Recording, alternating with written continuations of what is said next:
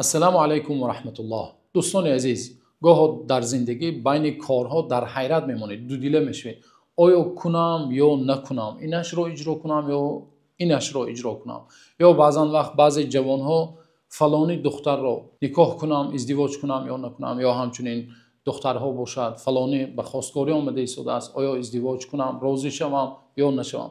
یا در هر کاری که در حیات ما و شما همون کار یک کاری است که آینده ما و شما را معین می سازد. یا حتی شرط نیست که مثال یگان کاری بزرگ باشد، در خریدن خانه باشد یا ماشین باشد یا یک چیزی باشد. در هر کاری که انسان دودیله می شود، آیا کنم یا نکنم، خرم یا نخرم، گیرم یا نگیرم. ببینید پیامبر صلی الله علیه و سلم یک سنتی خیلی زیبا است که پیامبر صلی الله علیه و سلم برای ما و شما تعلیم دادند که این کار را برای ما و شما حل و فصل کرده است. پیامبر صلی الله علیه و سلم به ما و شما یک دعای را تعلیم دادند که حیرت ما و شما را از بین میبرد، دودیلگی ما و شما را از بین میبرد و کار ما و شما را آسان میکند. ببینید از جابر ابن عبدالله رضی الله عنه روایت شده است که این حدیث صحیح را تمام روایت کننده های حدیث بجز امام مسلم همه روایت کننده های حدیث روایت کردند. از جمله در صحیح بخاری آمده است از جابر ابن عبدالله رضی الله عنه روایت شده است که میگویند پیامبر صلی الله علیه و سلم برای ما استخاره را تعلیم میدادند چنانه که یکی از آیات های قرآن کریم را تعلیم میداده باشند. چخیلی که پیامبر صلی الله علیه و سلم قرآن را به صحابه ها تعلیم میدادند، همین نماز و همین دعا را پیامبر صلی الله علیه و سلم به صحابه ها تاکید میکردند که پیش از هر یک کاری که میکنی تو باید همین نماز را 2 رکعت نماز بخوان، نماز نفل بخوان، بجز فریضه 2 رکعت نماز بخوان. پس از نماز خواندن این دعا را بگو. این نماز و این دعا نماز استخاره و دعای استخاره است، یعنی طلب خیر کردن از الله تعالی است. چنانه که ما و شما میدانیم الله تعالی داننده غیب ها است. الله تعالی به همه چی دانا است و به همه چیز قادر است. اما ما باشیم بنده های ضعیف، گاه یک چیز را انتخاب میکنیم پشیمان میشویم یا دو دیله میشویم، کنم نکنم پریشان میشویم. ببینید این سنت زیبای پیامبر صلی الله علیه و سلم را امروز در زندگیمون این سنت را ما باید احیا کنیم تا اینکه قلب ما و شما آرام شود. پیامبر صلی الله علیه و سلم گفتند 2 رکعت نماز بخوان.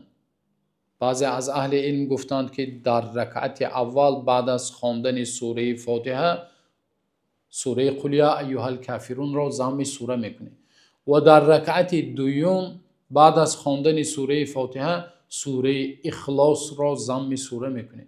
پس از آنی که نماز را میخوانیم دعای استخاره هست، به نهایت دعای زیبا. صدقاً از صدق دل همین دعا را تکرار کنیم.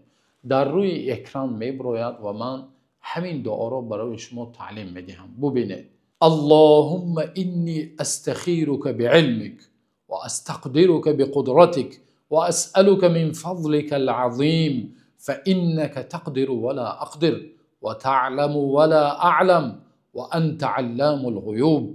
اللهم إن كنت تعلم أن هذا الأمر خير لي في ديني ومعاشي وعاقبة أمري عاجله وآجله فاقدره لي ويسره لي ثم بارك لي فيه.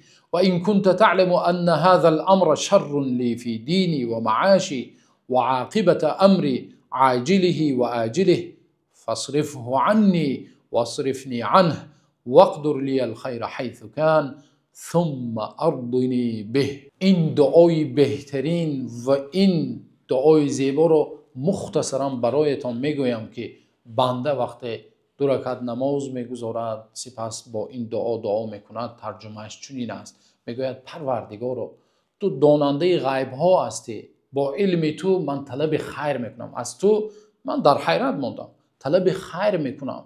تو داننده غیب ها هستی و تو به همه کار توانا هستی. اگر پروردگارا در همین کار و همون کارش را میگوید ازدواج کردن فلانه است یا خریدن فلان خانه است یا گرفتن است، این است، دادن است، همین کار برای من خیر باشد، در دینم، دنیام، در زندگیم برایم خیر باشد، پروردگارا همین کار را برای من میسر گردان، آسان گردان. همین را برای من پروردگارا خودت نوشته گردان. اما اگر پروردگارا تو دانا هستی، میدونی اگر همین کار برای من در دینم، در زندگیم، در روزگارم بد باشد، پروردگارا آن را از من دور بگردان و مرا از همین کار دور بگردان پروردگارا.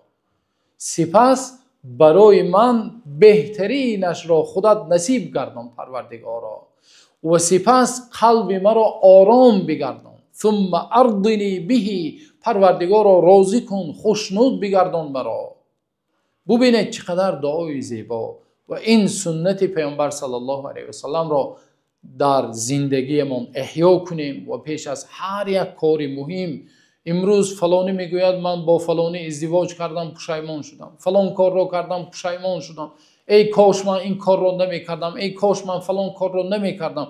بنابراین در اثر آمده است که ما خاب من استخار ولا ندم من استشار. هرگز ناامید نمی شود کسی که استخاره میخواند. دو رکعت نماز خوانده دعای استخاره میخواند، هرگز الله او را ناامید نمیگرداند. و همچنین ما ندم من استشاره، و هرگز پشیمان نمی شود کسی که از اهل علم مشورت میپرسد. و در بعضی روایت ها آمده است که بعضی از اهل علم ضعیف گفتند ولی معنایش درست است. پیامبر صلی الله علیه و سلم به انس ابن مالک رضی الله عنه گفتند که نماز استخاره بخوان، تو استخاره کن، از پروردگارت طلب خیر کن. اگر دلت گرم نشد، دلت به یک طرف مایل نشد، همون چیز را معلوم نشد که برایت آیا کنی یا نکنی، 7 مراتبه چیکار کن؟ نماز استخاره کن. بنابراین علما گفتند که تا 7 مراتبه خواندن استخاره جایز است. الله تعالی را دعا کنیم که الله همیشه ما و شما را به خیر موفق بگرداند و الله تعالی زندگی ما و شما، این دنیای و آخرت ما و شما را الله تعالی خیر بگرداند تا نوار آینده. الله نگهبانتان باشه.